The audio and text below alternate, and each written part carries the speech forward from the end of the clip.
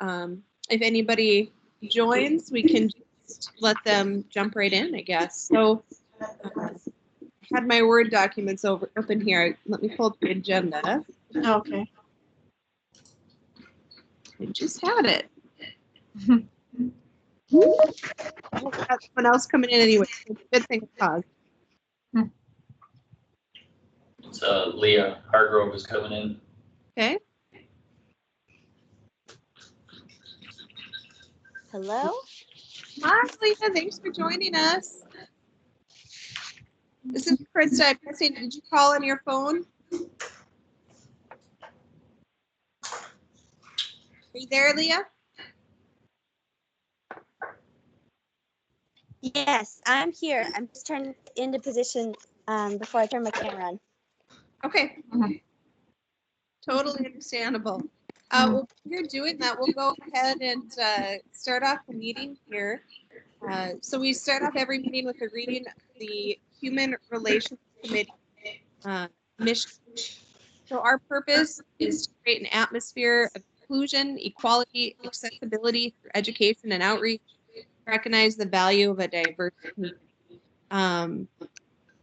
One thing is, I know that it can be really echoey, and I think I was echoing as I read through that. So if it's possible, could everybody just mute their microphones until it's, until you're ready to speak, and then that way it should help with some of that feedback that we get. So going back into the agenda, Whitney did send out the minutes from the June 20th meeting, so everybody should have those in their inbox. If there's no changes, I would accept a motion to approve. I would make a motion to approve. Okay, I have a motion from Darcy. Do I have a second? A second. This is Colin. Okay, a second from Collie. I guess, do we have to do a roll call vote for this? I'm always confused on these calls. A voice vote would be fine for minutes, but if you have any specific actions to take, then you can do a roll call. So, Okay, so all in favor for the approval of the minutes? All opposed? All right, motion carries. So next we'll move into public comment, and we do have a guest with us today. Leah Hargrove with Global Neighbors is joining us. So Leah, I'll toss it over to you and you can share what you came to chat with us today. Thank you, Krista. Thank you, committee, for letting me hop in. I hope everybody can hear me okay. And I've had a lot of feedback on my mic. Somebody might need to mute themselves. All right. Thank you. So the reason I wanted to come and join with you today and share some of my perspective in the community is because the recent COVID impact on Bismarck Mandan has highlighted a lot of issues that were already facing the New American community. And it's not so much that we're seeing new results of inequity or lack of access for New Americans, but that our New Americans are being hit twice as hard because of coronavirus and then related layoffs, school closures, and things like that.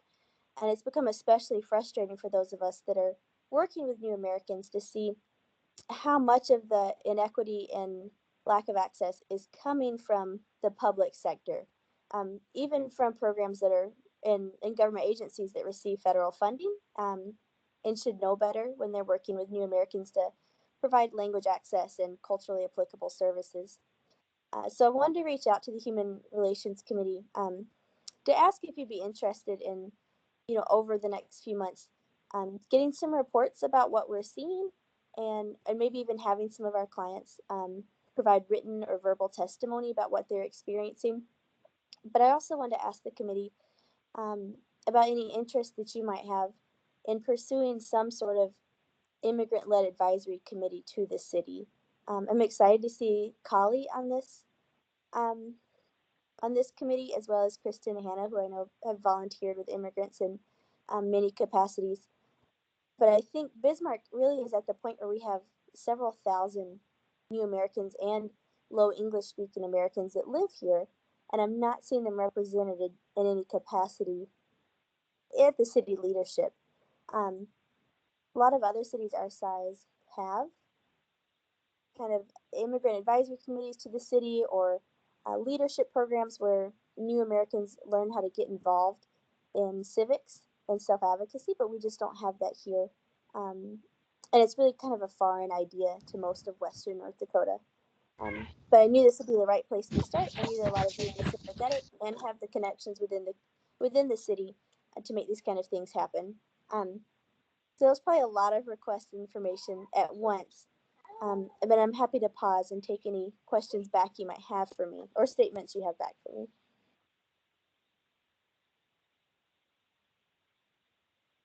Does anyone have any questions for Leah about the program that she mentioned in the advisory committee?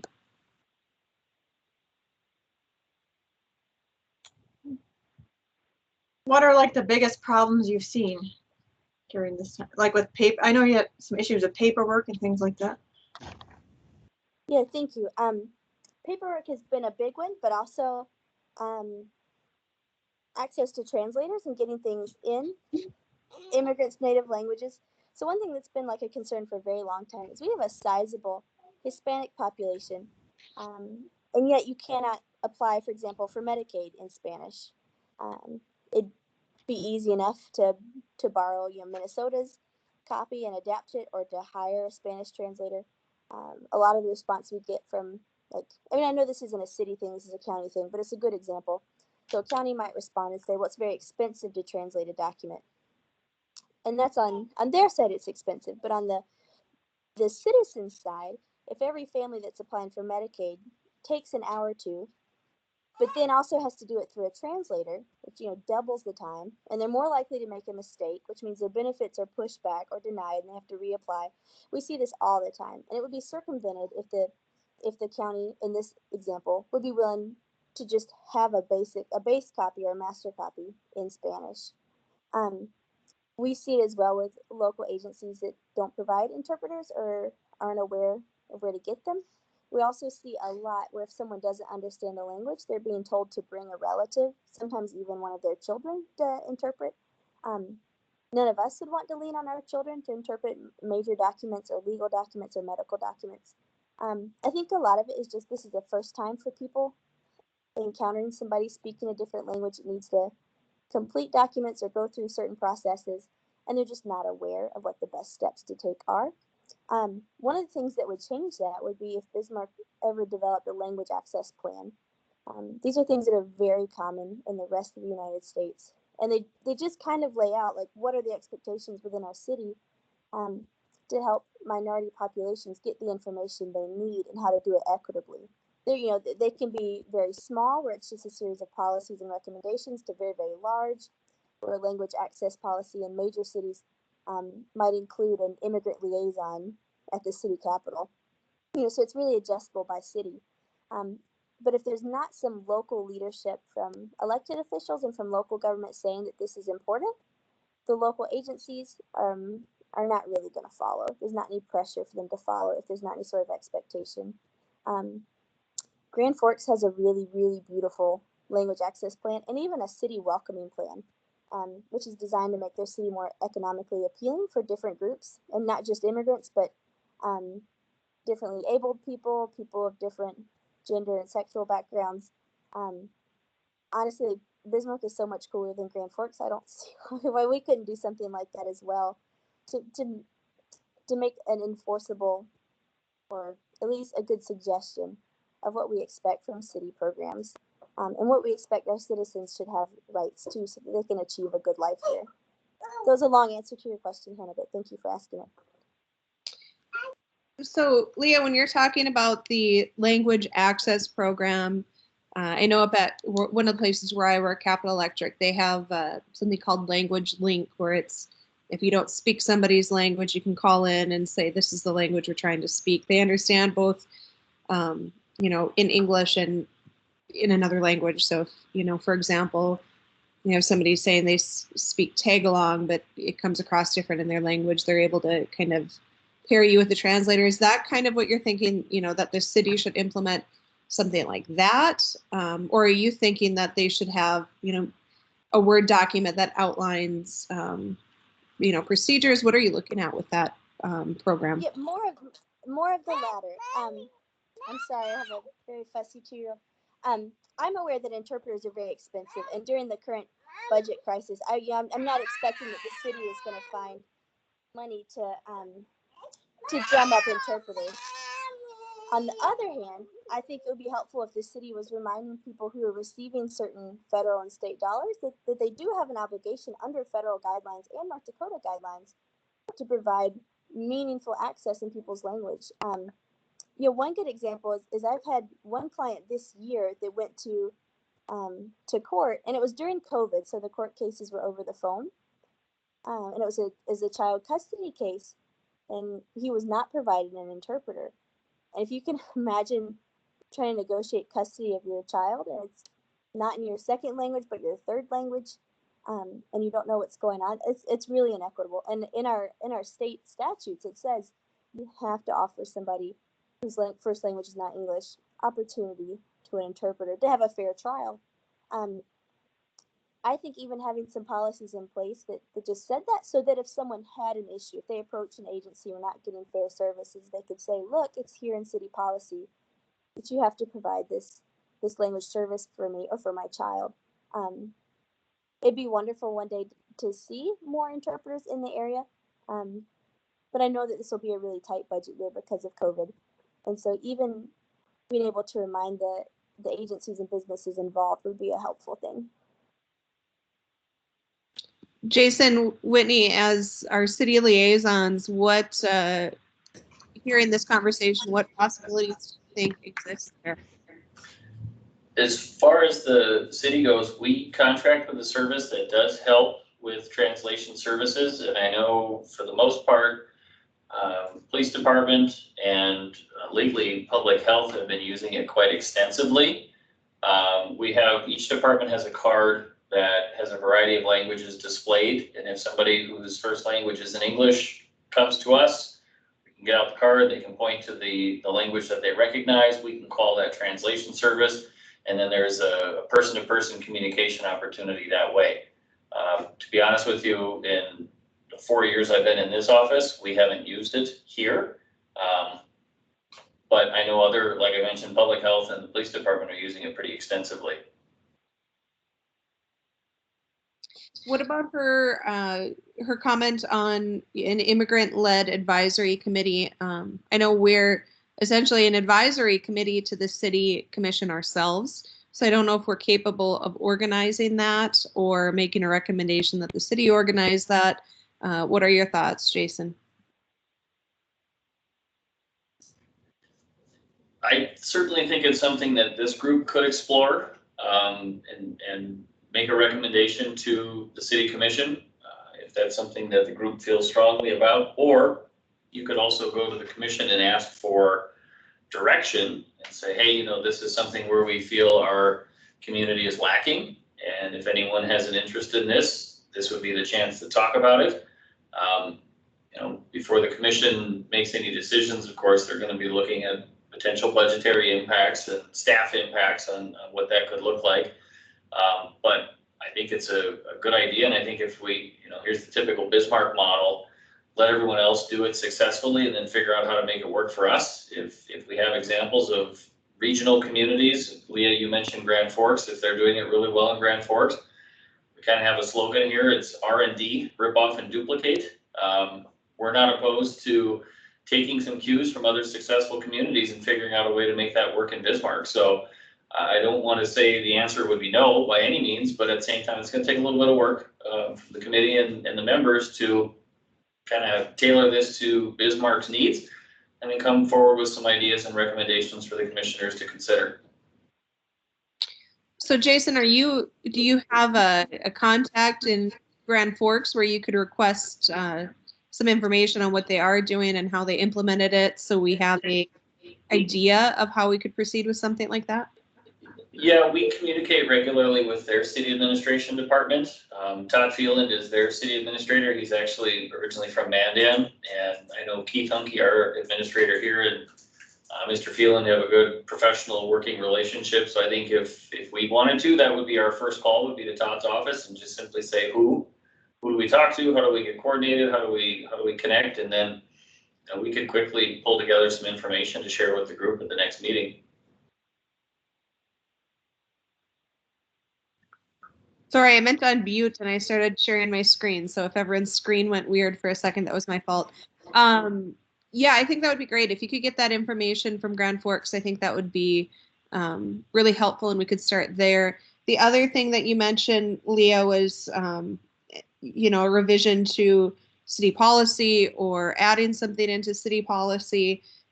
Jason, what are your thoughts on that? I think that was specific to providing meaningful access to people who speak different languages.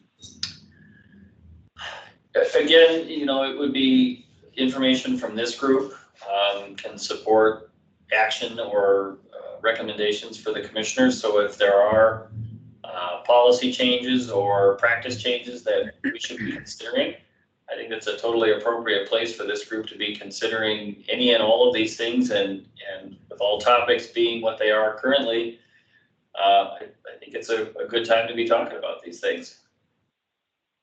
What would the process be on that? Would we, I mean, are we talking about city code or is this just an internal policy? And would we be adding that to an existing document? What would the process look like? I wouldn't see this as an ordinance per se. I would see it more as a policy thing to start with. Ordinances are essentially translated into law, and policy can be a little more adaptive, I guess would be a better word. Once it's set in code, once it's in ordinance, it takes a fair bit of work to amend an ordinance, and there's really not a lot of wiggle room. Ordinances are written black and white. If it's policy, there can be some adaptations, there can be some changes, there can be kind of a gradual evolution of things along the line. All the while, policy is written as guidance to kind of put some bookends on things, but then allow everybody to work within the middle, if that makes sense. Sure. So do you think, is there an existing document we could bring where we could identify where something like this might fall in the existing policy? Can I ask a question? Yeah, go ahead, Brenda. Leah, when you, from my understanding, or the way I perceived the statement you were saying to us is that you mentioned a number of times organizations not actually offering up the interpreter service, even though with the state and federal funding that they're receiving, that is actually outlined in there as a requirement. So when we're talking about policy, how would that actually be effective? Because that's not a law. And from what I'm hearing is that if there isn't a law or an ordinance that's amended or really point blank stating like this is something you need to continue pointing out even on a municipal level, I just don't understand, like if we're going to start trying to address this, addressing it on a policy level, I understand is more adaptable, but from what I'm hearing from Leah, that sounds more like an ordinance issue, because if we're trying to uphold the standards for organizations that are receiving funding, I don't see how our policy would make a difference because it's not a law that is required to be followed. So I guess I'm just not understanding how one is going to help the other. So Leah, can you maybe help me understand that a little better, or how, I guess, because it doesn't make sense to me to look at policy that those organizations that Leah is struggling with, if those policies won't need to be adapted by those organizations, I don't see why we would go that approach. And maybe I'm misunderstanding where this conversation is going, but I guess when I hear Leah say, well, having this committee or changing something where it holds these organizations to a certain standard or a certain requirement, how would policy change, not ordinance change, do that?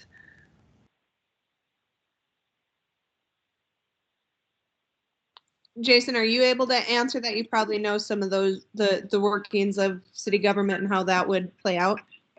Yeah, and I guess, ordinance versus policy versus holding organizations credible for the work that they're doing. I guess we as the city don't give out a lot of funds to other organizations. We've got a limited list of organizations that I'm thinking about. Missouri Valley Coalition for Homeless People, for example. Annually, the city of Bismarck gives that organization $5,000, and it goes to a variety of things. Obviously, that isn't much. Short of that, we're not really in a position where we're granting cash or granting supporting funds in many ways at all. So I guess, Brandy, where I was thinking you were at was kind of that carrot and a stick situation. But if all we're doing is limited grants here and there, we don't have a whole lot of leverage with some of those other organizations, if that makes sense. Yep. So if an ordinance was written, would that make an impact on how business is conducted in the city, or would that really not make any difference? I guess that's a question for our attorney, Janelle Combs. I mean, we can certainly explore that, but at the same time, if it's something that is outside of our ability to enforce, you know, we've got local jurisdiction here. We're like our police officers are obviously engaging with people throughout the community, but when it comes to our attorney's office, they're really only dealing with Class B misdemeanors. We're talking about DUI laws, shoplifting, kind of some of that low-level crime. If it gets to be something much bigger, then we've got to take it to the Burleigh County State's Attorney, and enforcement becomes part of that conversation. And if we write an ordinance that can't be enforced, then it's not really going to do anybody any good. So, you know, if there's other examples of what other communities are doing, sure, we'd gladly take a look at some of that stuff. If we're going to be blazing new territory here, it's going to take a little more time and effort to make sure that we're doing something that is, again, enforceable, but also within the boundaries of what others would find to be acceptable too. Jason, do you think Janelle would be able to come to the next meeting to talk us through what an ordinance change might look like, what the city would be, whether we would be capable of enforcing it, you know, answer some of those questions? Yeah, I think so. I think we can definitely pull her in, and she's gonna be a real frank. If something isn't gonna work, she's not gonna try and sugarcoat it and get you to believe that it will. If it works, great, here's how we can get it done. If it can't be done, she'll have an explanation for that too. So I think we can certainly invite her to the August meeting, and if you guys have more time to think about this or other goals that you'd like to try and identify, you know, we can throw that back at Janelle along the way and kind of give her some substance to be thinking about for the meeting in August. Okay. And let me look at my calendar. Leah, if you want to be present for that meeting in August, you're certainly welcome to come back and join us. That would be on the third Monday of August. So we're looking at August 17th. Same time, 5:15.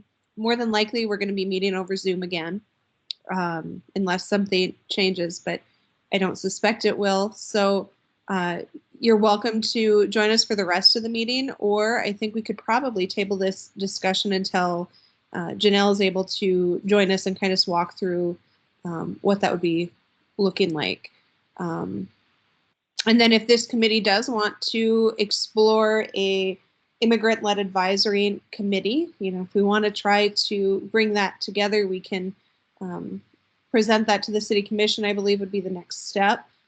Leah, do you know if there are interested parties who, you know, might step up to serve on a committee like that? Just speaking from some experience with this committee in itself, it took us about a year to get to a full committee. And it's while it's one thing to find members, it's another to find really engaged members. So before we approach the city commission about starting something like that, do you think that there are enough interested parties to really get that going at this time? Yeah, thank you, Krista. That's a good question. It would just depend, I think, on how it's organized. You know, if it met as frequently as the HRC does, or less frequently. But I think particularly if there was something that was immigrant focused, people would feel there'd be a lot more confidence in participating. Alternatively, or maybe it would dovetail with it.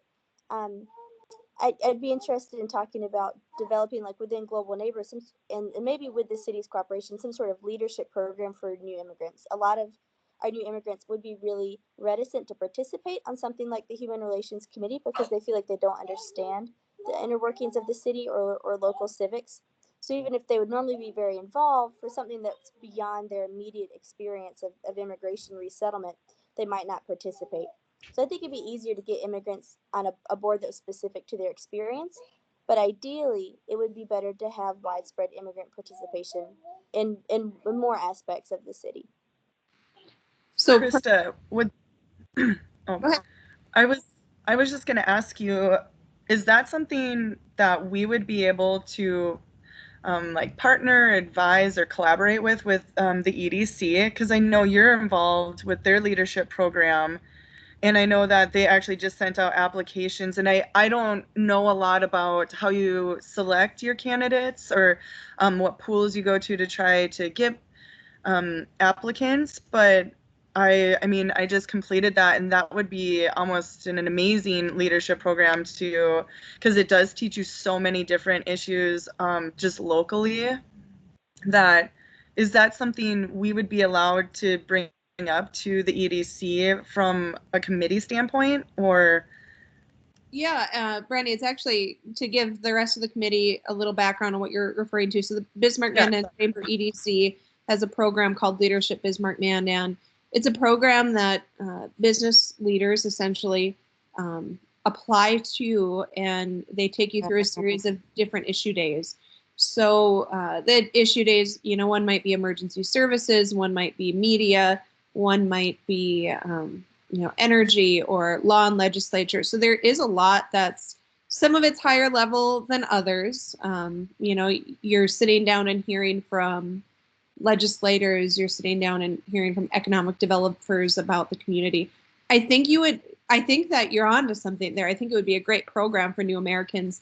I think the new Americans in the program would probably have to have a pretty strong grasp of the English language to understand it. I don't think that they'd want to be just starting off learning, but Right. Yeah, that's a good point. I do think, though, that we have a steering committee meeting on Thursday, and I can bring this up. The way they select participants in the program is through an application, and essentially they just rate questions against each other. So who had the best answers? It's kind of, I did some of the rating last year. You're kind of going blind in a sense. I could ask if they would feel comfortable reserving a spot for a new American or considering that.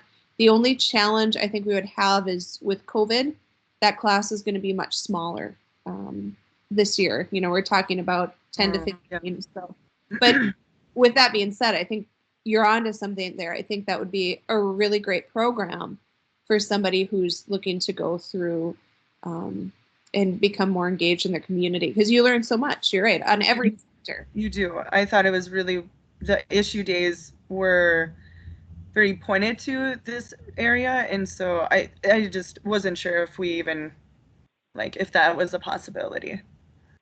Or is it something where this committee wants to take on, a hybrid of that's targeted at new Americans? Every year we do some diversity university programs. Maybe that's something we could do, in place of our spring event next year, or right. If with the schools having to take precautions with COVID, maybe our fall dinner is not going to go through. Maybe we replace 2021 with those events.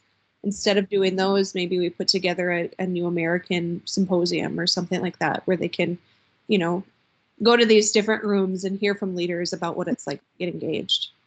That's a good starting point. Can I just, I have a question for Leo, and then I also want to add something to what just Krista said, but first a question for you, Leo.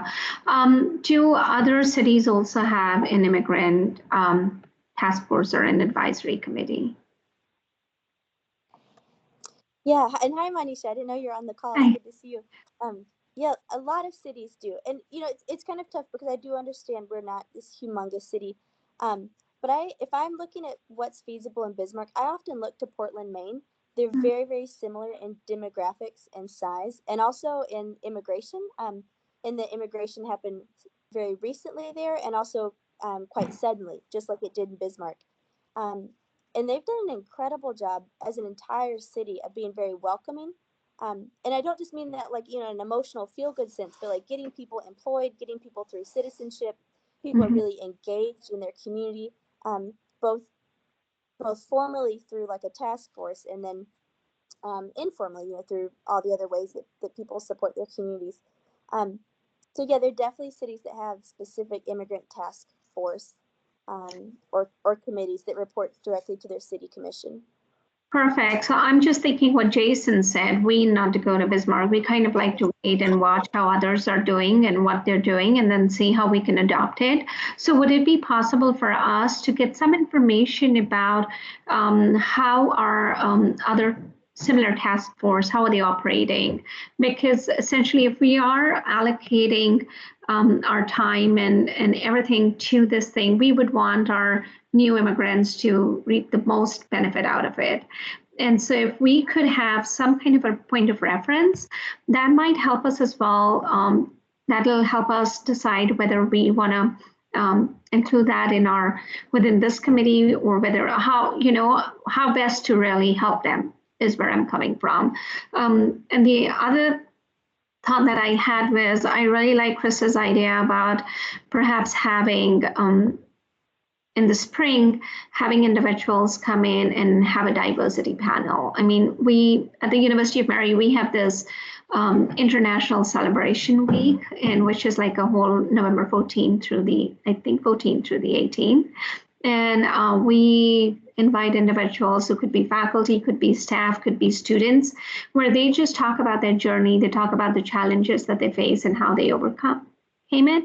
And so if I would really be interested in seeing the Human Relations Committee be involved with that aspect of it, just because I know that being an immigrant myself, I know that when you come to a foreign land, you have to jump more hoops than anyone else does.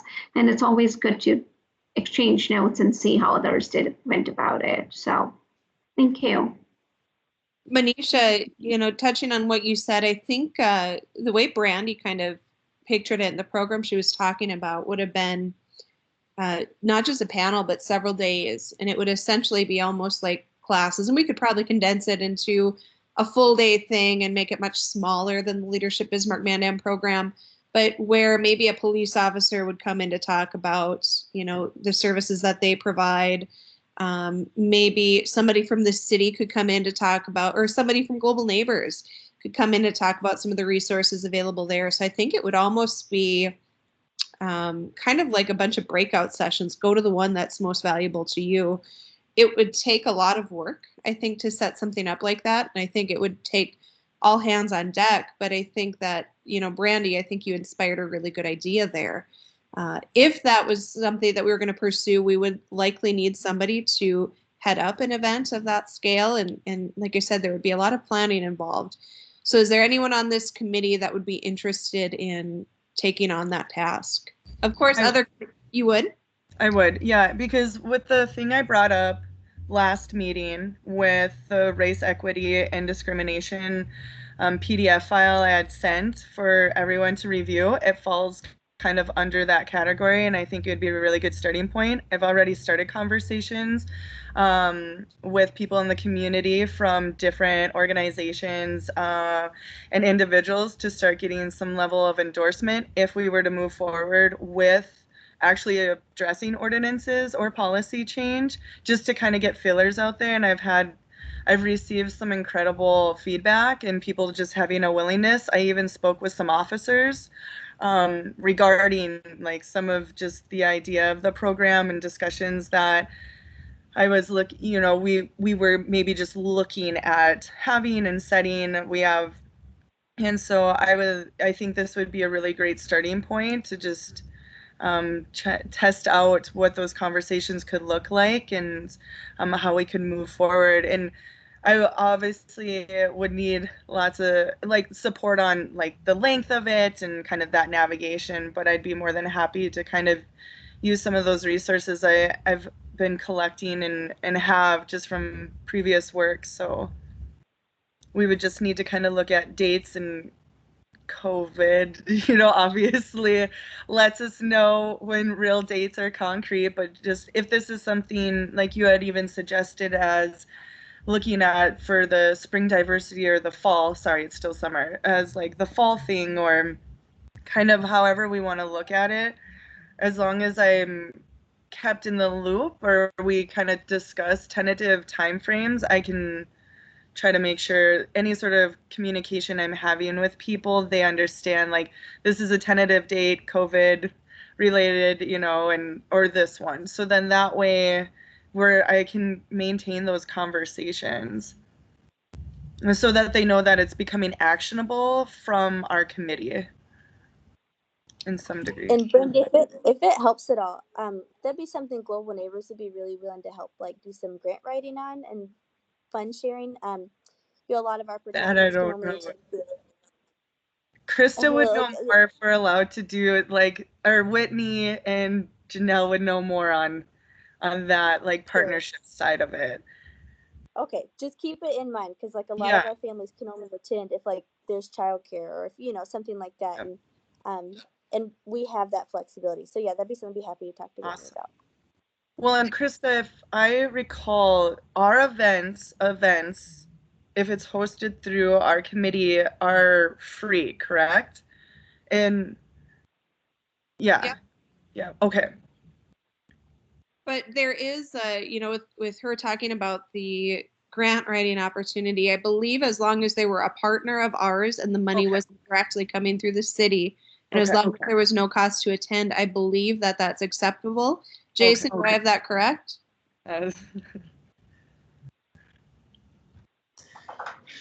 Yeah, oftentimes the city of Bismarck becomes a pass-through. In other words, we'll be awarded the grant, but then it goes from us to the other organization or to whatever the third-party entity would be. So if that's something that the group is looking to pursue, sure, we can definitely be the host or the recipient, and then have sub-recipients to go with it.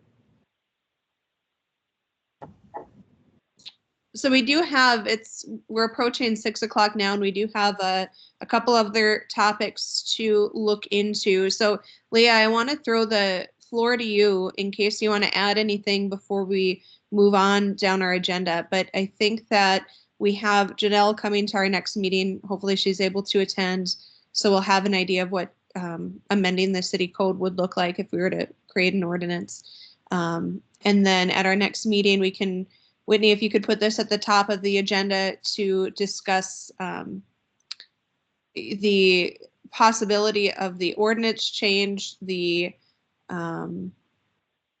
possible immigrant advisory committee, and then also, you know, an event targeting new Americans. And then we can allow a little bit more time for that at our next meeting. And in the meantime, if any of the committee members want to bring some ideas about what that event might look like to the next meeting, then we can really deep dive into that. But before we wrap it up, Leah, I want to toss the floor to you to see if you have anything else you want to add. Thank you, Krista. No, I just wanted to offer that if it's helpful to the committee, I'd be very willing between now and the August meeting to provide maybe 2 or 3 samples of what task force look like in other communities, and then 2 or 3 samples of what the language access plan looks like in other communities. And I can prepare those and send them maybe, I don't know, like there's a committee secretary to be dispersed among you. But I think you'd be really interested to see the different ways it can look to fit the needs of a community. Certainly. And thank you everyone for your time. I believe Whitney was the one who emailed you the invite to the Zoom meeting, so you should have her email address, right? Whitney typically would send those items out to us, so if you want to get them to Whitney, she can make sure we all receive them. So, and thank you so much for coming to our committee meeting and bringing your little one too. That's been fun to see her running around. And hopefully we're able to come up with some good plans and put them into action. Leah, if you want to attend the next meeting, like I said, it's August 17th, 5:15, and we'll be discussing these topics, so you're welcome to join us again. Whitney, if you can make sure to send her an invite to that, I'd really appreciate it. And yeah, do any of the other committee members have anything to say on this topic before we move to the next one? Okay, then we will move on to the advancing racial equity in your city. Now, Brandy, this is kind of your topic, so I'll toss it to you here in a second. But we were talking about taking this document and you know, maybe, it may be, you know, doing something with it, bringing it forward to the city commission. In reading through it, I know I spoke with Shay a bit, and his concern was that there was some mention of fundraising and infrastructure in there. So I think that, So, sorry, go ahead. I just think what's the end goal? What do you want to see come from this project? So, I sent the PDF because I wanted you all to have access to the documents that I was reviewing in the website. What I envision from our committee is actually providing recommendations on current ordinances that may have oppressive language that could be amended, or creating new ordinances. Now, obviously going into that, like Jason pointed out, it's not easy to create new laws. However, there are certain communities around the nation that are similar to ours. Leah brought up Portland, Maine as a great example, but also Wichita, Kansas is another one that I've been provided as a resource, Santa Rosa, California. And so the goal is to reach out to these mayors in these communities, ask the recommendations that were brought forward from their own committee, whether it was a task force committee that they had created separately, or if it was a committee that they had similar to what we are. Look at how they came up with those recommendations, and then how they approached the city commission, their city commission, with those recommendations, and then how that follow through was. So, for example, with Wichita, Kansas is the example I have. They had 15 recommendations on current ordinances that were just really minor, slight changes in the way they were worded that were subtle prejudice or discriminations, right? And so with those, they were actually able to pass all 15, but they were able to find, okay, like obviously this is a big, uncomfortable conversation, but these are just like really minimal, achievable changes that they can make on a municipal level that just make the ordinances more friendly and less discriminative. So my goal isn't that we're fundraising right now. Mine is literally looking, like, as a committee, we look at current ordinances. Do we have any that actually address race equity or discrimination against LGBTQ at all on a city level? From my understanding, I'm not familiar per se with them. If we do, can we review them? What is the language in there?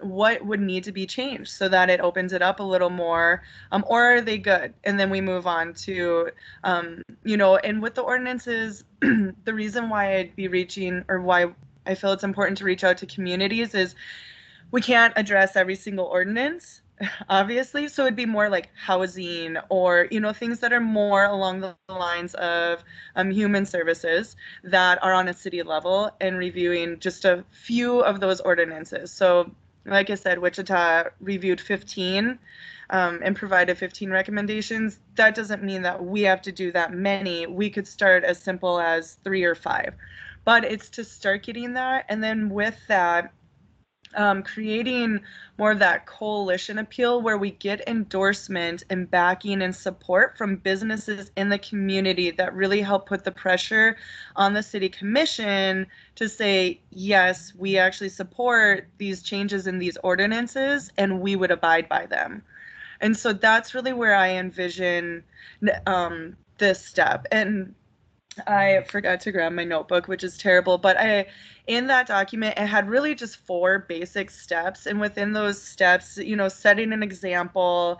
And so I think that that's what we would be doing. However we create that statement and set that example, I feel like we could then set the tone of how this uncomfortable conversation could really be broached in our community and be effective in the conversations that we're having. So I mean, it could grow into something bigger, but honestly, at this time, what I saw us doing was looking at reaching out to some of these communities, looking at how they actually created these ordinances and reviewed them, and then taking those examples and seeing which ones fit Bismarck, and then trying to move forward with that.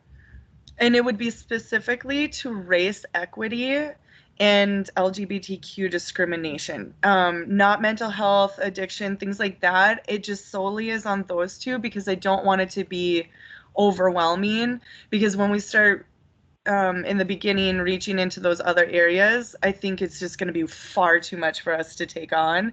And I think with race equity and the LGBTQ discrimination, there's a lot of overlay in there. And then obviously there's certain disparities like addiction and homelessness that tie into some of the systematic oppression that is, you know, within language. So that's just kind of what I envision. I didn't envision us being martyrs on a national level by any means.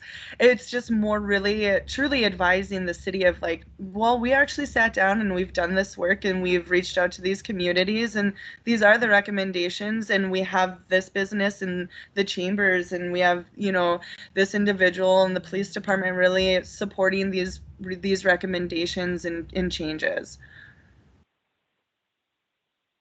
That's it. I like I feel like I know it's a lot, but it's I just think that that's a good starting point, is reviewing recommendations and then offering up some suggestions. So are you thinking that we would reach out to places like Wichita first, get those documents Yes. as they wrote up, and then Yep. would do a review of the existing city code? Yes. Yep. Okay. Absolutely. So we would literally have outlines that were already done, like used, kind of whatever Jason's acronym was, like the rip off, like I hate saying rip off, but like, you know, just like maybe mimicking some of those recommendations and reaching out to those mayors or those task force in those communities. Yeah. So now we had talked about how we would move forward with that. And I talked a little bit with Jason and Whitney about, you know, whether it would be best to have the entire committee take this on, whether we want a subcommittee to be specialized. And it sounds like, and I was looking back, so at the last meeting, I was trying to recall, Brandy, when we were talking about your event, I think that, you know, Janelle had suggested that we don't form a subcommittee on that. Right. And in hindsight, I think perhaps it was, you know, part of that was probably, you know, having to call quorums or make sure there was a quorum there. And if there were more people there, you know, depending on the size of the subcommittee, then it was a quorum of the Human Relations Committee, and then we had to public notice it. So I think there were things that she was concerned about there, but I also think that the timeline might have been much shorter for that than, you know, this project will probably take a lot of heavy lifting. So in visiting with Jason and Whitney a little while back, we talked about, depending on how many people are interested in participating in this, will probably guide us as to whether or not a subcommittee is the best approach or whether we do this on committee time. If we do it on committee time, you know, other things like our goals to help Leah or our decision to help Leah achieve those goals that she brought before us might get put on the back burner because this is going to be a bit of heavy lifting. I have been back when I worked at the city of Mandan, I have been a city liaison to a committee that was going through ordinance changes, and I can tell you it can be a bit painful to go through. So with that in mind, what are the committee's thoughts on, do we want this? I guess maybe we start off, how many people are interested in being a part of this? Manisha, is this something that, you know, subcommittee or committee, do you have a preference? Do you want to be involved in this process? I definitely want to be involved in the process. I'm not sure whether, just like you said, whether we need a subcommittee for it. The sound of it, it looks like if we have an assigned subcommittee, then they can dedicatedly work on it, and then we're not really, we're able to achieve more and be more efficient. But do I have a preference to the subcommittee or the committee? Is it okay to say I don't know? Oh, certainly. Okay, so really at this point, I don't know. If No, we demand answers clear here. No, I'm totally kidding. But if a subcommittee was formed, would you have the interest and the time to attend additional meetings? Because we can't lose our quorum at these meetings, right, because people are attending the subcommittee meetings. So if a subcommittee was formed, you would have the time and interest in participating? I am definitely interested, like I said. I'm not sure, what are we talking in terms of time commitment? I would like a little bit of more, clearer viewpoint of, okay, it might involve about 2 hours a month or 3 hours a month. So, because I don't want to just make a commitment without knowing how much am I signing up for. And so, and I know, Krista, you mentioned that you had been involved with ordinance writing and all of that. So do you know how much does it entail? What are we talking in terms of time commitment roughly? So the last committee, it was the Community Beautification Committee in Mandan that went through some ordinance changes, and they were related to beautifying the community. When we were going through those ordinance changes, I want to say it took us a year. We met monthly. We dedicated a significant portion of the meeting to that and that alone. And it has to go through some things on the city end as well. And Jason could talk on that probably a little more. It's been several years since I've worked at the city, but I do recall that, city staff came in and helped guide us in the language. We would come up with language, and then ultimately well, I was city staff at the time, but the committee would come up with language, and then city staff would help them kind of formalize that language, because there's certain ways that things should appear. The city attorney was active in those meetings. And then I believe it had to go to the city commission, and before any change to ordinance happens, I think that there's kind of a procedure it has to go through. Jason, doesn't it have to be open to the public for so long, and people have to have chances to protest, right? Yep, so any ordinance change here in the city of Bismarck typically takes at least a month's worth of city commission meetings. City commission only meets twice each month, the second and fourth Tuesday. So the homework that needs to be done prior to those meetings is really the longer lift. But you're right, and there's a public hearing. So the two meetings, the first meeting, the draft language is compiled into the ordinance itself. Of course, our city attorney Janelle would be right there with us on all of this along the way. The purpose of the first meeting is to introduce that new language or that new ordinance as a draft. And then the action of the city commission is to call for a public hearing. And then that immediately rolls over to the next meeting, which is generally 2 weeks later. And at that second meeting would be the public hearing, where anyone and everyone from the community can get up and speak in support or against.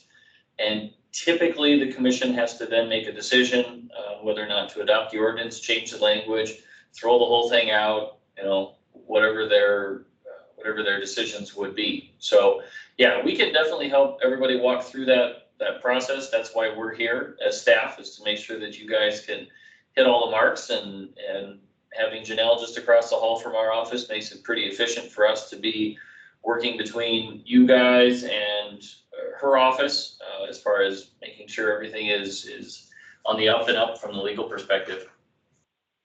So Brandy, I know you mentioned that you have a firm stop time at 6:30 here, and you were going to switch over to a cell phone. Yep, I'm trying to do that right now. Sorry, this is my last overnight shift, and so so I'm just trying to switch over right now. And I'm just waiting for you to admit me into the meeting, and then I'm gonna jump off the video. So sorry about that. No, that's okay. Okay, I think we got you there. Perfect. So, Can you still hear me? yes, we can still hear you. Okay.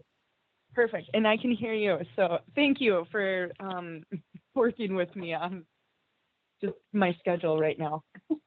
Absolutely. We're all busy. We appreciate you being here. So while you're on the line, then, that's a little bit of the background. It'll probably take us quite a bit of time. It won't happen overnight. I don't know. When Janelle comes to the next meeting, maybe, I believe the existing city code's probably quite thick. So maybe there's certain sections that she can tell us to focus on. So Whitney, if you want to keep that on the agenda for the next meeting, when Janelle's here, maybe she can help guide us through that process. And I was going to ask, since I can share things through Whitney, would you like me to try to obtain some of that documentation, at least even just from the Wichita, just starting there. And if I can get more from other communities, share some of maybe the documentation or the process that they started so that we have that for the next meeting? Or do you want to hold off on that until later? Because I think for me also personally, I feel like if I saw that example or and how they had gone about it, I feel like I would feel better about, as we continue moving forward, we would know a little more of like time commitments and what, a subcommittee needs and things like that.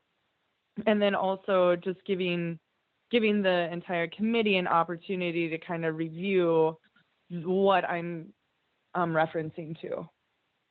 Yeah, no, I think that's great. If you can get us those documents. I know we're going to be losing you here in about 15 minutes. So if you want to get those documents to Whitney, she can share them with us and Janelle, and then we can kind of move forward with that to determine how best to proceed. Okay. I think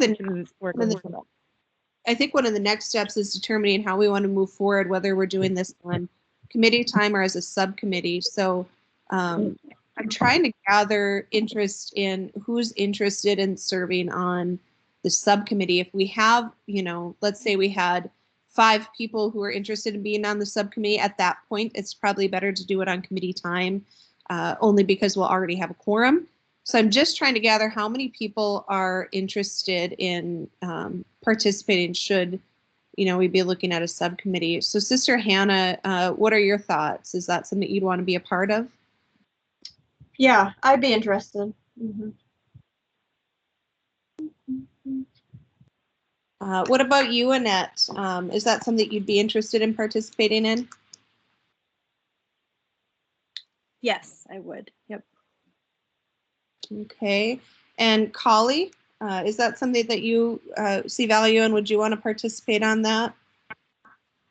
Yeah, I'll be interested. Okay, so right there, we're already at 5 people. So I think this is something we would do on the committee time. I don't think that it would be a good idea to do the subcommittee just because it'll, we're going to have the bulk of the committee there already. So unless anybody has any comments to that or any opposition, then let's just move forward with doing it on committee time. Any thoughts on that? I just got a question. Is it going to be, how long is this subcommittee going to last for? Any idea? I mean, go ahead. I was wondering, is it going to be like a perpetual subcommittee or just for some period of time for the project? I think we were talking about just doing it on this committee's time. So it'd be the same meeting structure once a month, and it would just, we'd dedicate maybe 30 minutes of each meeting specifically to that. We probably wouldn't take on a lot of other initiatives during the time we were working on this until we got to a good place with those code revisions. But I don't know if Jason would disagree with me. I think it depends on how much time and attention, how well we work through it. There's a lot of factors that'll, I guess determine how quickly we go through it. That last committee that met monthly that I was involved with code revisions on, I want to say it took a year or more. It didn't happen overnight. So I don't know, Jason, do you have thoughts on feasibly, what kind of time commitment would we be dedicating here? Well, I guess one thing I would offer to the group is a couple comments. First, we have 14 chapters in our city code of ordinances. And Brandy, I heard you mention housing inequities or language in there that might be disparaging.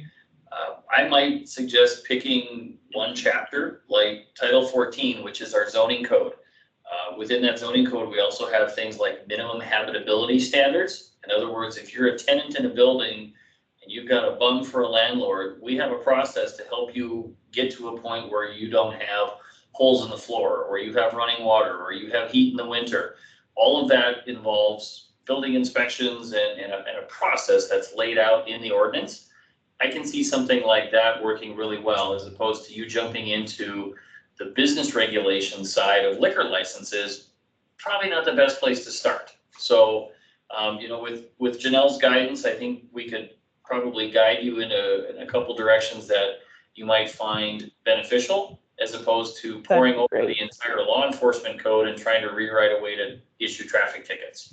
Does that make sense? Right. No, that's yeah, and that's exactly the direction I would want us to go, not just go in blind and all over the place.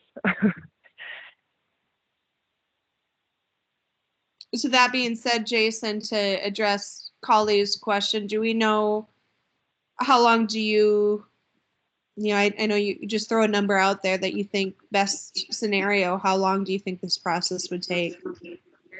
Yeah, I would say how efficient your meetings can be, how prepared everyone is to come with ideas and conversation, but at the same time, this stakeholder group could get to be pretty robust. And I know, for example, the planner group, the planners in our community development department, which they're the ones that write the language for Title 14, they just went through a completely comprehensive overhaul of the sign code. So we're talking about business signage in the community.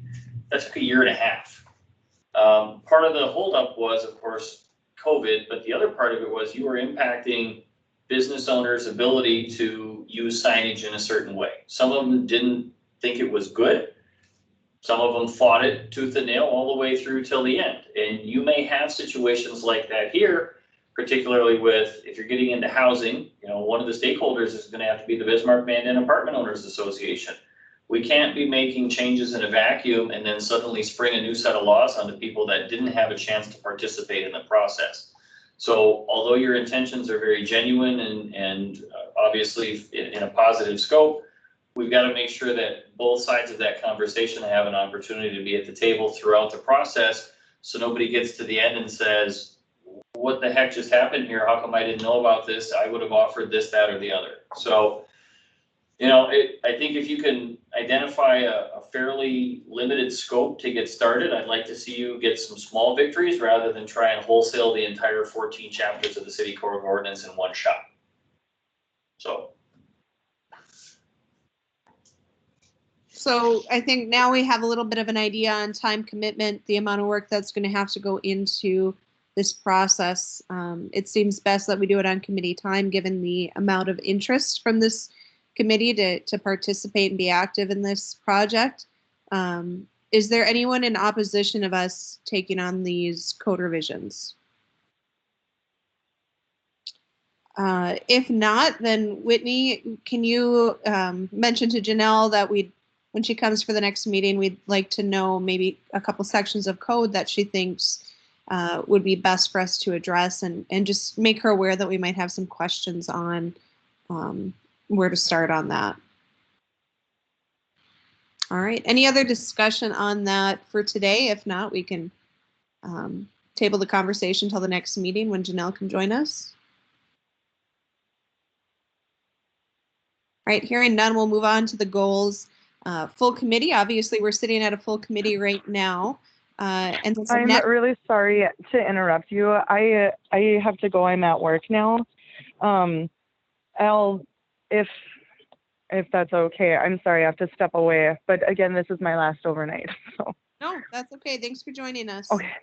Yeah, thank you so much. And I'll review the meeting minutes when they come out. And if I have questions, I'll just shoot them over to Whitney. Okay, thank you. Thank you. So I believe we should still have a quorum with Brandy leaving. So let me take a peek. So we can still continue on here. With the student liaisons, I believe Manisha had Whitney send us out some information on what she's looking to send out to the schools. Manisha, do you want to talk to us a little bit about what you've been working on? Sure. So what you must have received today from Whitney was just a short blurb for something that I thought, just introducing the whole concept about. Thank you for pulling that up for me. Just for us to start talking about the student liaison and how we wanted to proceed with it. And I'm not sure if you had time to review it because I know I just sent it to her like today afternoon.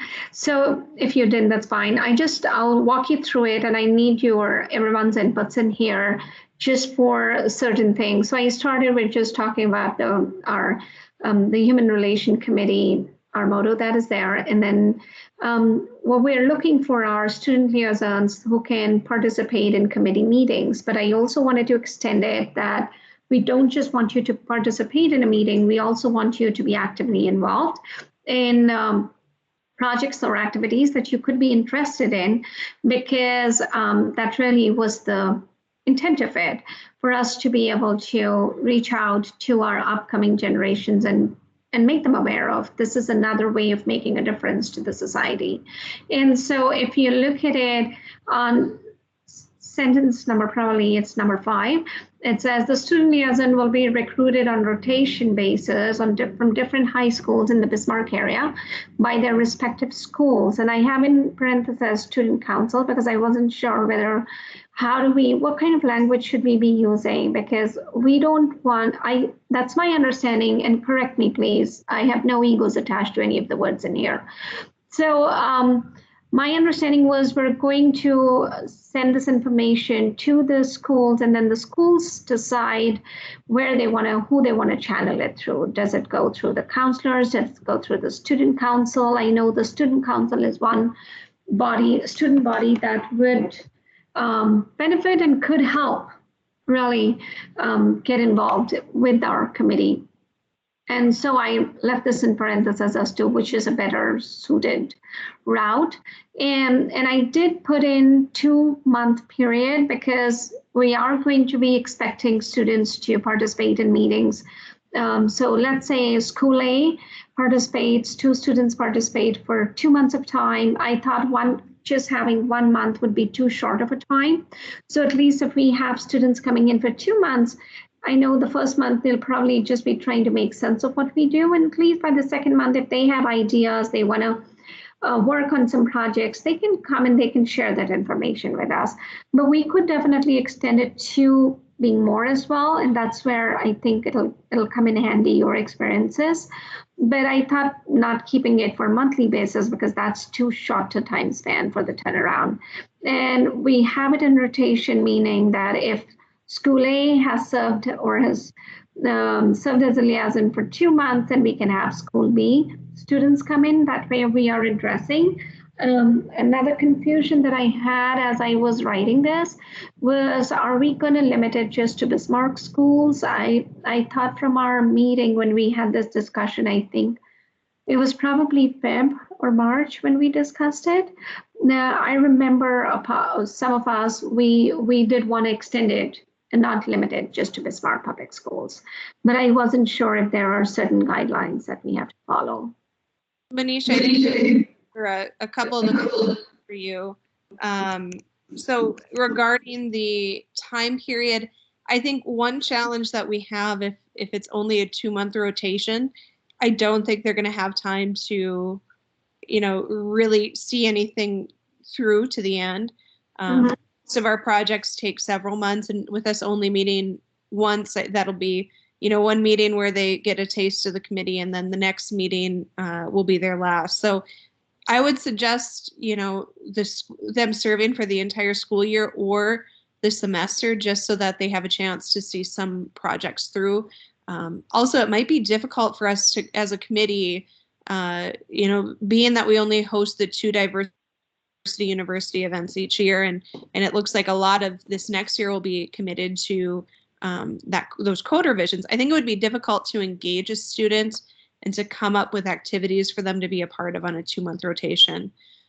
So my suggestion would be either for the entirety of the school year or at least semester-long positions. And talking about, which schools would be involved. So this committee is an advisory committee to the City Commission, serving the City of Bismarck. So I believe we did talk about that at February, and I think we were advised, if I remember correctly, that this needs to be limited to Bismarck only. It could be private and public, but anyone who wants to serve on this committee needs to be a Bismarck resident. So I assume if we're going to reach out to those schools, it's best that we since our committee, you know, the funds for our committee and the support for our committee comes from the city of Bismarck, I believe we were, it was implied that we would have to limit it to Bismarck schools. Okay, perfect. Yeah, I really like your idea about either entire school year or semester. I feel that if we have a semester, it'll give at least 2 schools to participate during one calendar year, which I think would be better serving more of the students. So absolutely, and the Bismarck is fine as well. I'll make it as to that. But is there anything else that should be going in as we are introducing this to schools? Because this is it is a very short draft. I've never done this. This is definitely my first time. But I'm wondering if there is certain language that should be included or certain that should be, if any edits are needed. I think we might need to determine the process so that the schools are aware of it, whether it's going to be an application process, a nomination process, you know, how many are we going to allow at a time? If it's only 1 or 2, how are they going to be selected? You know, what if because we have to open it up to all the schools, right? So what if, are we targeting only high school students? Are we targeting only middle school students? And after we identify the age range that we think would best benefit from this, and whose input we would best benefit from, then I think we just need to identify that process on how they get appointed. So whether it's through nominations or applications, and I think that would be good to throw in there. I think I'd like to open it up to the rest of the committee for any thoughts. You know, do we want school year long student liaisons? Do we want semester long? What do we want the nomination process to look like? Why don't you guys chime in? Let me know what you're thinking.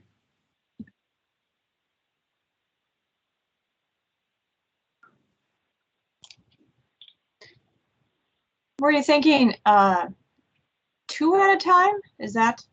I didn't really get that part. Yes. I think the nomination would probably be best by teachers.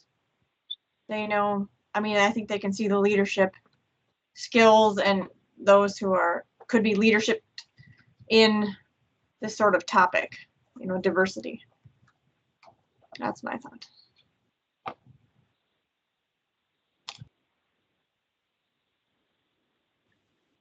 Hannah, do you think year long or do you think per semester? Maybe per semester, just for the way students work and being committed for so long. A project, I think a semester length is good for a project that they might have. And if it goes past that, that's probably fine, but just not to scare people away, semester might be better. I like the idea about getting nominations by teachers, but then when we send this, would we be sending it to the principal and then asking teachers to nominate? And then I think it'll be good to have 2 students from each school, because then they have someone to share ideas with and they have a peer with them.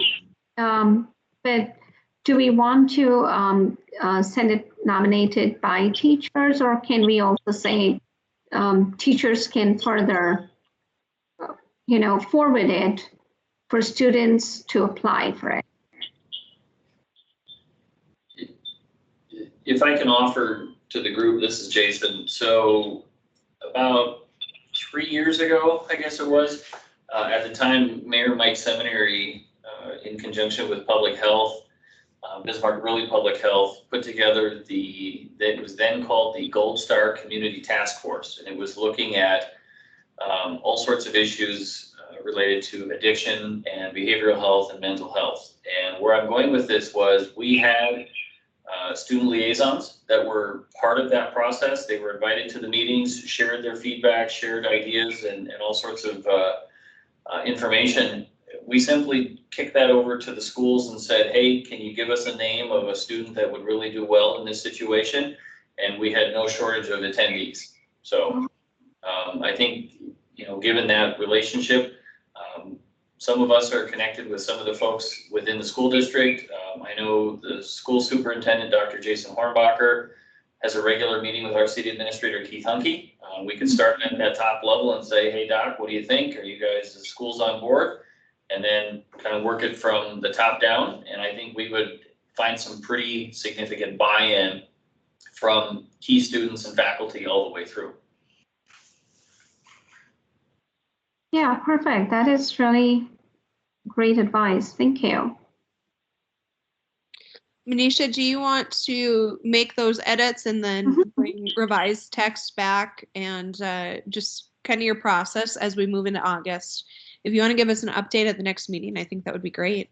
Yeah, sure, I'll do that. And in fact, if we'd like, we could perhaps look at sending it out, once we are done with it, finalize it in August. If we could send it out, that way, I know student council, all of them are getting started for the year, and now people are much more excited about attending school than they were in the past. So we might get more individuals interested. Yeah, thank you. Sounds good. I think, with Diversity University, I think that discussion, we're talking about a possible spring event, and we'll continue that discussion at the next meeting. As far as for the fall dinner, I think that it's going to be some time before we know if we can proceed with that, only because we don't know what restrictions the schools will have in place. And I also suspect that if the city isn't lifting their guidelines regarding COVID, I'm assuming that it's not kosher for us to host an event as well without social distancing in place. The venue that we use there isn't really equipped for social distancing. It's a pretty tight-knit room. So I'll table that until the next meeting unless we have any other discussions for possible events that we can host. Hearing none, I'll toss it over to Hannah to talk about the service clubs and committees that she's been speaking with. Okay, I did not talk to Touchmark because they use Microsoft Teams, and I got my end all set up, and their normal person was gone. So they spent 30 minutes trying to figure it out. So we're going to reschedule that, but that's a really big group, the men and women, probably for August. August 19th, I'll be speaking to the Sertoma Club at the Country Club in person so far. And I think that'll be my 6th talk. And that's all I've scheduled so far. Sounds good. Well, thanks for taking those on. It sounds like you've been, really stepping up and connecting with community members and different groups. The next goal that we have down there is participate in community events. Again, with COVID-19, there hasn't been much opportunity for that. Is there any event coming up that our committee members want to make the rest of the committee aware of? Do we have any thoughts there? Hearing none, we'll move into other business. Is there any other business that any of the committee members would like to bring before the committee? Yeah, I think I would like to come in there. Yes, I did score winning and share this with her before this meeting today. We have a soccer tournament that we're trying to put in place. We have a group of soccer players in our community, Bismarck, Manning area. We've been playing soccer for quite a while now, so we decided to have this soccer tournament this year. Due to COVID, we have not been able to really have it. We kept pushing it. So we are trying to look at September 19th, September 20th. That will be a 2-day event. And we are looking at doing it at the Bismarck MDU Resource Community Bowl. So that's where we want to take that activities because of, it's a big facility, it's a stadium, and we want to utilize social distancing. That is why we are taking it over there. So that's what we have. Within the community, there are a lot of different people coming, playing soccer, and I just thought I would bring it to the community attention. What I think I decided to share with the committee is if there is need for the community to support this event, that would be really great. We're still working on it. hopefully, if all goes well, we should be able to hear back from the facility renter that we will be getting that place. But we have already, putting for it. So within this week, I think we will be hearing back from them. But however, we would love to hear, to get any kind of support, assistance that, the committee could help with. That would be very great. We will be letting flyers out. We're going to be basically just team within the community. There are a lot of local soccer team right now in our community. We're trying to bring everybody together to participate in that particular tournament. And as I said, it will be a 2 days event. It will be on Saturday and Sunday. So if all goes well, we will just need some help. Any kind of way that the community could help will really be appreciated. So that's why I think I shared with Wendy some part of last week, and I thought of talking on other business. What would that support look like from this committee? What would you be asking from us? Right now, I think support like setting up the whole program, the event. We will have to actually talk to people about social distancing, and we want to just make things in order, like people coming in direction where people to go on to the stadium. We are also trying to make it open to the public. So if it is open, we don't know how many people will be coming there, but we just want some fun of organization in place during the two activities during the event, and we might just want some instruction provided where people need to go and how people should be able to observe the social distancing and the sitting and all of that. And at the end of the day, we have some presentation that will be going on, like we'll be providing traffic matters and other things. So within that time, if any of the committee members who will be interested to be a part of that board, we will have the Maya Commission, to work along with, some of the committee members who will be interested to be a part of that, who also work with the Maya Commission and just have a colorful program. I know the committee is not capacitated to come in with any kind of financial funding right now, but we would need, if there's any form of human resource assistance from some of the committee members, that would be appreciated. Carly, how would one question to ask before we have the committee get involved on a committee level, how would this event help meet the mission, and how does it align with our goals and our missions? Is the goal of this event to bring different cultures together? You mentioned that it might not be open to the public, so I'm wondering how this really ties into our mission. Oh, yeah, it is open to the public. I think I'm trying to say it is open to the public. And to answer your question, we're trying to bring people together. As I said, we have within our community, I've been playing soccer over the past 4 years in Bismarck area. We have diversity within that area. We have many of these people who play these sports coming from different part of the world, Africa, Europe, and we're just trying to have that event. We call it the Bismarck World Cup. So pretty much as a goal to this committee is bringing people together from diverse background. So I'm pretty sure if it lies within, if it is part of the committee goal, it is about bringing people together and to participate in this event, like some of the activities that they do within this community, which is soccer. They're bringing people together in that kind of setting. Jason and Whitney, are there any policies as far as our committee being involved if the city's social distancing or if your guys' position on COVID-19 hasn't changed? Are we able to engage in public events as a committee, or is there any limitations there? I would say as long as you adhere to the guidelines that are out there, we're not restricting anything. In fact, Tuesday last week during a city commission meeting, we had standing room only. in the room. Now granted, we have our chairs placed in 6 feet increments throughout the room. And once the room got full, we told everybody, if you're gonna stay in here, you need to put a mask on. And so we had masks available for folks, and we had some people that were closer than 6 feet, and they were comfortable doing what they needed to do.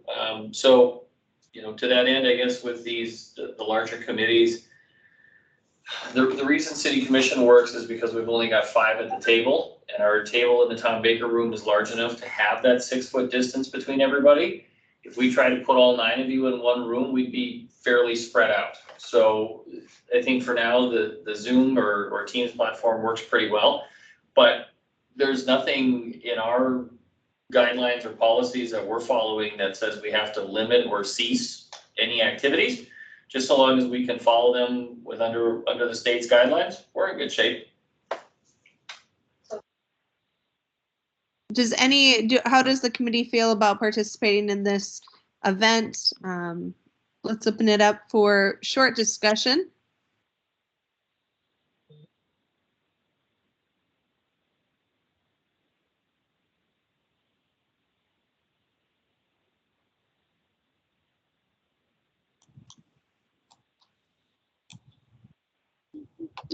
I'm not hearing too much feedback. Kali, so you should know by the next meeting whether this event is going to proceed, is that correct? Correct, yes. Okay. Is the success of this event dependent on our help, or is it something that could proceed if this committee isn't able to participate? Really, if the committee wouldn't be able to participate, that would be actually understandable. The reason I brought this to the committee attention is, you know, as part of the committee trying to work on diversity, I think there will be a really good, one of the good areas to really have the committee looking at when it comes to diversity. So that's one of the reasons that got me bringing it to the committee's attention. But we have people that kind of working already. As I said, it's a whole team, it's an organization. We call it the Bismarck World Cup. As I said, it should have been done already, but due to the COVID, we kept postponing it. But we decided to put in September because from that event, from that tournament, we're trying to come up with a team, with a Siemens Pro soccer team that will be within the Bismarck Minden area. So that soccer tournament we call the Bismarck World Cup. We are utilizing that platform to get all of the best players within the community to be able to put them on the Siemens Pro team that we're trying to build for Bismarck. And then that team by 2021, we are projecting to participate in a league called United Premier Soccer League. It's a Siemens Pro Division league in the Midwest area. So that is the reason why we want this event to take place this year, because by 2021, if we have our team in place, we should be ready to go into the league. So that is the reason why we put it in September. However, if the committee would not be in a position to help, we have been working on it. We got people that are helping, just like I thought it was that the committee may be able to grab the attention of the committee. That's why I brought it up. I think if it's not dependent on this committee, let's table this discussion till the next committee meeting. When you have more information, when those dates are more concrete, if we know that it's moving forward in September, then at that time we can ask the committee at our next meeting if they are available to participate, and we can move forward then. I only say that because if it's not dependent on us, it seems like you can continue to move forward, and then it gives people a chance to look at their schedules. And I think also with the pandemic going on right now, some people might not be ready to attend public events. So I think waiting until we're a little closer might be the best case scenario. But I think it sounds like a great event, and if we're able to be involved, I think that would be wonderful. So let's touch on that at the next meeting, the August 17th meeting, if that's okay. Yeah, that's okay. That'll be fine. Okay. And that brings us to the end of the agenda. Unless there's any other business, I would accept a motion to adjourn. I'll make a motion to adjourn. Okay, I have a motion from Darcy. Do I have a second? I second it. This is Okay. Paul. Second from Collie. All in favor, say aye. Aye. Aye. Aye. All opposed, same sign. All right, the meeting is adjourned. We'll meet again, most likely over Microsoft Teams on August 17th. Krista, do you have just a minute? Yes. Okay, thank you. I'm gonna hit stop record here and then we'll just want to touch base about Wednesday. Okay. You have to wait until everyone's.